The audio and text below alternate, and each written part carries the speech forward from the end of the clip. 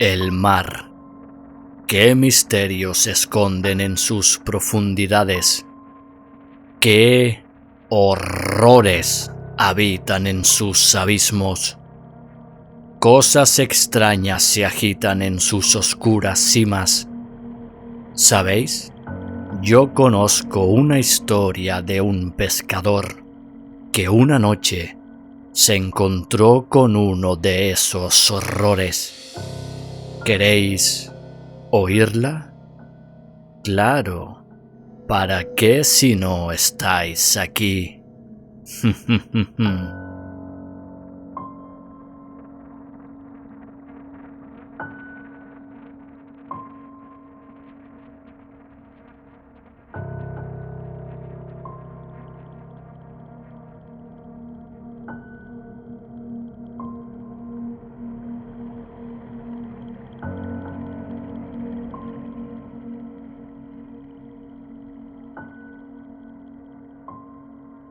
El mar siempre ha sido mi vida. Desde que era niño, recuerdo crecer con el sonido de las olas y el suave sonido del motor de los barcos. La pesca siempre estuvo presente en casa, pues mi padre era pescador, y yo, desde que fui adolescente, era su fiel compañero cuando salía a la mar. Tanto fue así que yo mismo terminé dedicándome a la pesca, más aún después de aquel trágico y maldito día. Hace años que mi padre perdió la vida en la mar, una noche donde la luna estaba ausente y una tormenta se desató casi sin aviso. Sus compañeros nos contaron que las olas sacudían el barco como un juguete. La lluvia y el viento hicieron el resto.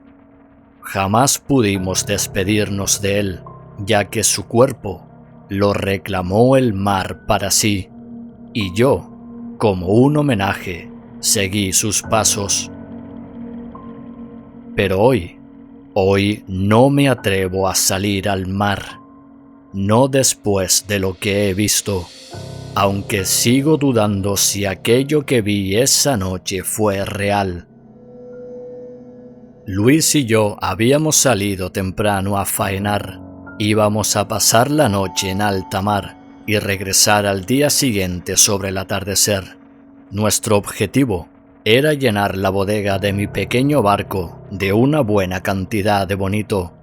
Era época de pesca y debíamos aprovecharla para ganar un buen dinero. Sobre las 4 de la mañana zarpamos del pequeño muelle pesquero de los cristianos. La noche era cálida y la visibilidad era perfecta. La suave y cálida brisa marina del verano nos acompañó hasta que dejamos atrás el puerto a varias millas de distancia, al igual que varias gaviotas que cesaron su empeño de perseguirnos. Sobre las 6 de la mañana habíamos llegado a la zona y comenzamos a preparar los aparejos para la jornada. El mar se encontraba en calma y los primeros rayos de sol comenzaban a dibujar el cielo. Nuestra técnica para capturarlo sería la de curricán, así que dispusimos los señuelos en varias líneas detrás del barco y comenzamos a navegar despacio para atraer la atención de los grandes bancos que había por la zona. Antes de que nos diésemos cuenta, la bodega del barco estaba ya a rebosar, por lo que tuvimos que volver a puerto para vaciar. Luis y yo estábamos más que encantados con la jornada, pero nuestra idea seguía siendo la misma. Volveríamos a salir al atardecer. Después de rellenar de combustible el pequeño barco, comer y beber algo en los bares del muelle, decidimos descansar un rato a la sombra de uno de los bancos que salpicaba el paseo del muelle. Era hora de máxima actividad en el puerto, por lo que los barcos entraban y salían, cargando material y descargando sus capturas. Pasamos buena parte de la tarde andando por el muelle. charlando de cosas banales con algunos compañeros de profesión, hasta que uno de ellos, el viejo Carlos, comenzó a desvariar. Hablaba de cosas sin sentido, como siempre hacía tras pasar buena parte de la jornada dentro del bar. Cosas como que hace días, mientras él y su barco estaban en alta mar por la noche, creyó ver algo en su barco.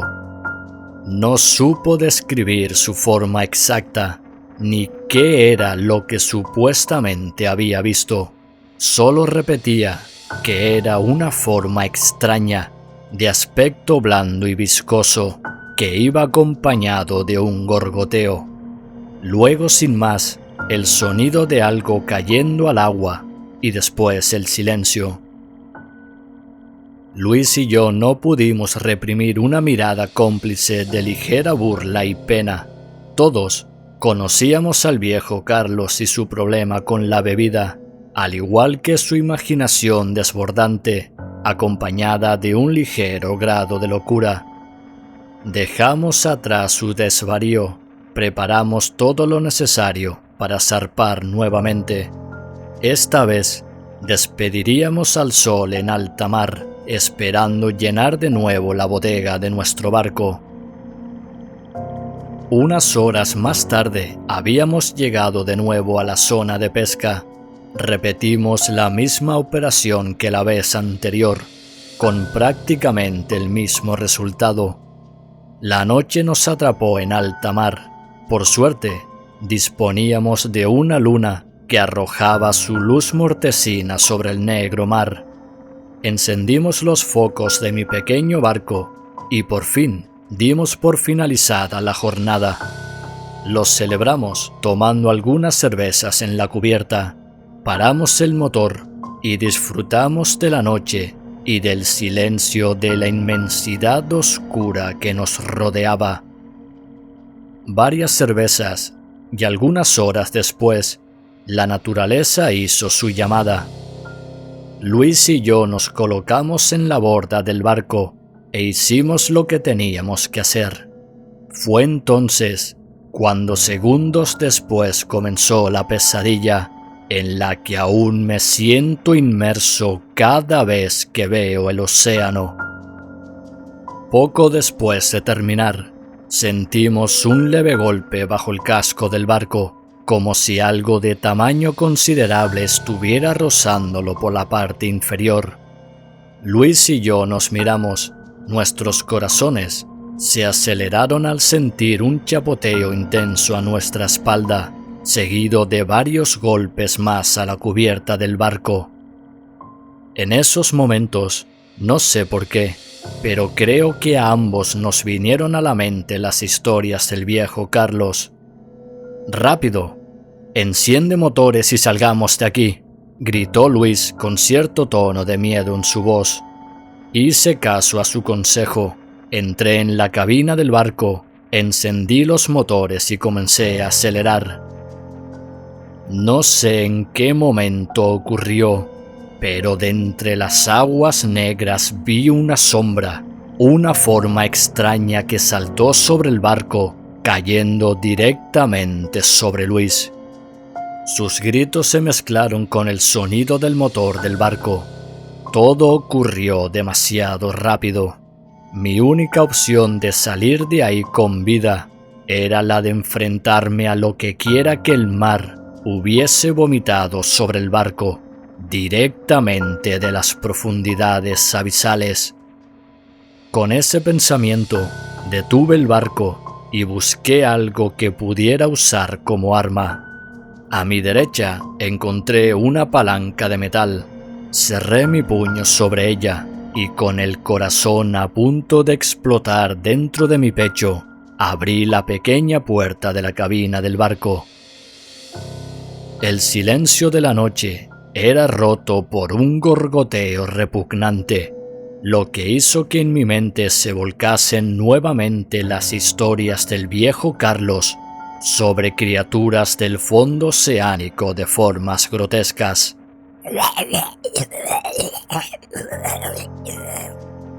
Sentí también un lento arrastrar húmedo por la cubierta del barco, acompañado de unos golpes secos y rítmicos. Posiblemente serían algún tipo de extremidad repugnante que ayudaba a la criatura a moverse fuera del agua. Sentí la adrenalina correr por mis venas como el veloz galope de un pura sangre. Cerré más aún mi puño alrededor de la palanca y avancé con pasos lentos e inseguros. Pocos metros después llegué donde había fallecido el pobre Luis. Lo encontré tendido sobre la cubierta que se teñía de rojo. A duras penas pude contener una arcada al ver lo que quedaba de él. Aquella criatura se había cebado con su cuerpo, reduciéndolo a poco más que un montón de restos rojos, húmedos y gelatinosos. Un ruido hizo que me exaltara y giré sobre mí mismo para contemplar el horror que se recortaba contra la luna sobre la pequeña cabina del barco.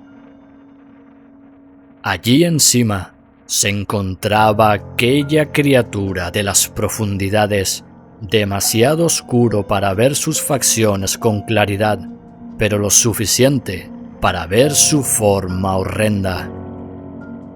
Un fugaz vistazo fue suficiente para contemplar, horrorizado, sus miembros tentaculares y viscosos, su cuerpo hinchado y deforme, cubierto por completo por lo que en un primer momento deduje que eran algas y pequeños moluscos. Aquella criatura emitió algo parecido a un grito de rabia ahogado hacia mí.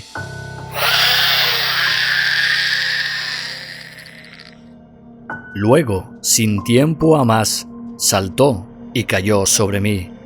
Intenté cubrirme con los brazos y la palanca de forma inútil, pues el tamaño y el peso de la criatura hicieron que cayese debajo de ella, golpeando mi cabeza contra la cubierta del barco.